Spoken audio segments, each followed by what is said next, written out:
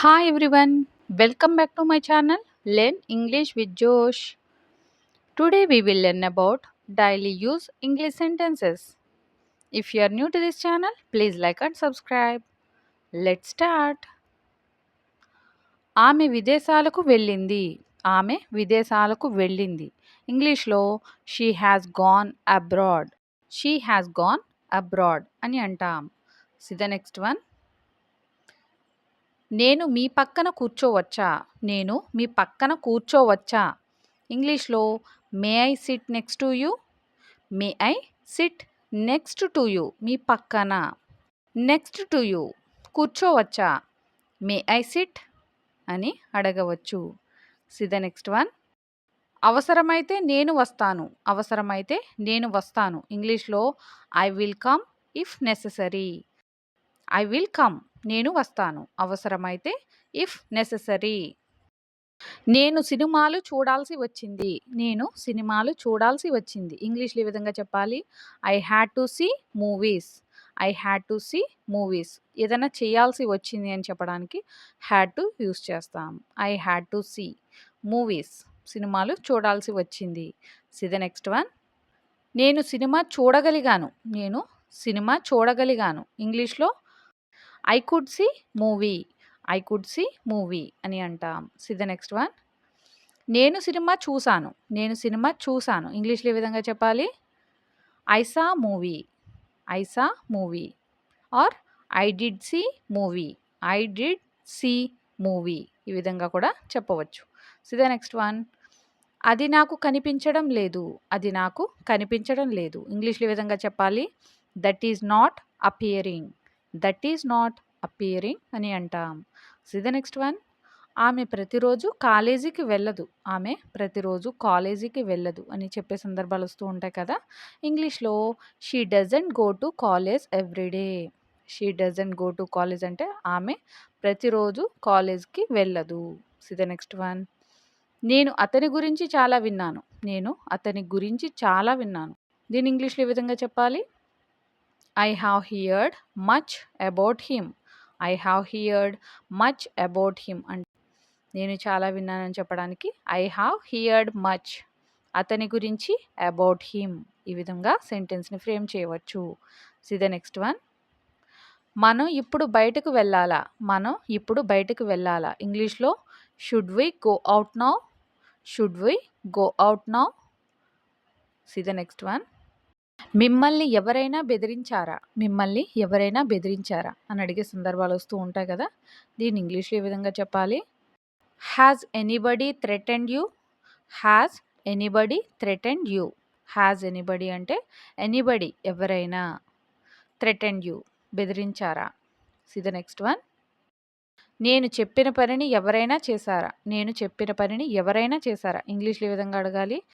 Has anyone done the work that I told? Has anyone done the work that I told? ఈ విధంగా అడగవచ్చు. Has anyone done అంటే ఎవరైనా చేశారా? The work that I told నేను చెప్పిన పనిని.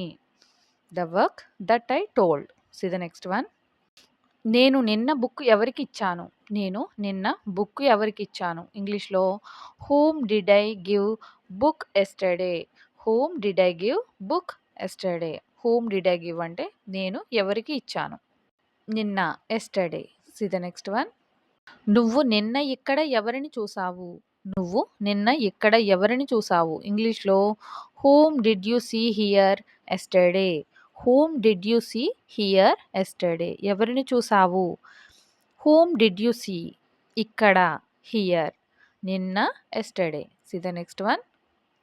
ఈరోజు ఎవరికైనా పరీక్ష ఉందా? ఈరోజు ఎవరికైనా పరీక్ష ఉందా అని అడిగే సందర్భాలు వస్తూ ఉంటాయి కదా. ఇంగ్లీష్లో does anyone have exam today? Does anyone have exam today? ఈ విధంగా చెప్పవచ్చు. See the next one. అతని గురించి ఎవరికైనా ఏమన్నా సమాచారం ఉందా? అతని గురించి ఎవరికైనా ఏమన్నా సమాచారం ఉందా? ఈ సెంటెన్స్ ఇంగ్లీష్లో does anyone have any information about him? Does anyone have any information about him? ఈ విధంగా చెప్పవచ్చు. See the next one. అతను ఏమన్నాడో నీకు అర్థమైందా? అతను ఏమన్నాడో నీకు అర్థమైందా? ఇంగ్లీష్‌లో ఈ విధంగా చెప్పాలి. Did you understand what he said? Did you understand what he said? Did you understand అంటే మీకు అర్థమైందా? అతను ఏమన్నాడు? What he said. See the next one. నువ్వు ఎందుకు నా చెయ్యి పట్టుకున్నావు? నువ్వు ఎందుకు నా చెయ్యి పట్టుకున్నావు? ఇంగ్లీష్‌లో why are you holding my hand? Why are you holding my hand? పట్టుకోవడాన్ని హోల్డింగ్ అని అంటాం. ఎందుకు పట్టుకున్నావు? Why are you holding my hand? See the next one. నేను ఆమెను మొదటిసారి చూసాను. నేను ఆమెను మొదటిసారి చూసాను. ఇంగ్లీష్‌లో ఏ విధంగా చెప్పాలి? I saw her for the first time. I saw her for the first time. For the first time అంటే మొదటిసారి. నేను ఆమెను చూసాను. I saw her. See the next one. అతడు పని చేయాలని నిర్ణయించుకున్నాడు. అతడు పని చేయాలని నిర్ణయించుకున్నాడు. ఇంగ్లీష్‌లో he decided to work. He decided to work. Decided అంటే నిర్ణయించుకోవడం.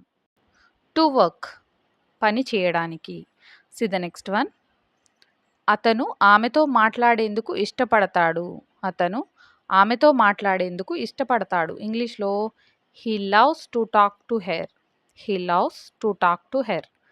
హీ లవ్స్ టు టాక్ అంటే అతను ఇష్టపడతాడు. మాట్లాడడానికి ఇష్టపడతాడు. See the next one. అతను నిన్ను చూడడానికి ఉత్సాహంగా ఉన్నాడు. అతను నిన్ను చూడడానికి ఉత్సాహంగా ఉన్నాడు. ఇంగ్లీష్‌లో he is excited to see you. He is excited to see you. అంటే హీ ఈజ్ ఎక్సైటెడ్ అంటే అతను ఉత్సాహంగా ఉన్నాడు. నిన్ను చూడడానికి టు సీ యూ అని యూజ్ చేస్తాం. ఈ విధంగా సెంటెన్స్‌ని ఫ్రేమ్ చేయవచ్చు. See the next one. ఆమె ప్రతిరోజు 2 కిలోమీటర్లు నడవాలని నిర్ణయించుకుంది. ఇంగ్లీష్‌లో ఈ విధంగా చెప్పాలి. She decided to walk 2 kilometres every day. She decided to walk 2 kilometres every day. అంటే షీ డిసైడెడ్ ఆమె నిర్ణయించుకుంది నడవాలని to walk 2 kilometres every day. ప్రతిరోజు ఈ విధంగా చెప్పవచ్చు. See the next one. నేను ఇంగ్లీష్ నేర్చుకుంటాను. I learn English. నేను ఇంగ్లీష్ నేర్చుకుంటానా? Do I learn English? నేను ఇంగ్లీష్ నేర్చుకోను. I don't learn English. నేను ఇంగ్లీష్ నేర్చుకోనా? Don't I learn English? See the next one. అతన్ని ఆమె తన మొబైల్ రిపేర్ చేయమని అడిగింది. అతన్ని ఆమె తన మొబైల్ రిపేర్ చేయమని అడిగింది. ఈ సెంటెన్స్‌ని ఇంగ్లీష్‌లో ఈ విధంగా చెప్పాలి. She requested him to repair her mobile. She requested him to repair her mobile. అంటే అతన్ని ఆమె అడిగింది అని చెప్పడానికి షీ రిక్వెస్టెడ్ హిమ్ తన మొబైల్ రిపేర్ చేయమని. To repair her mobile. Thank you for watching. Please like and subscribe. Learn English with జోష్.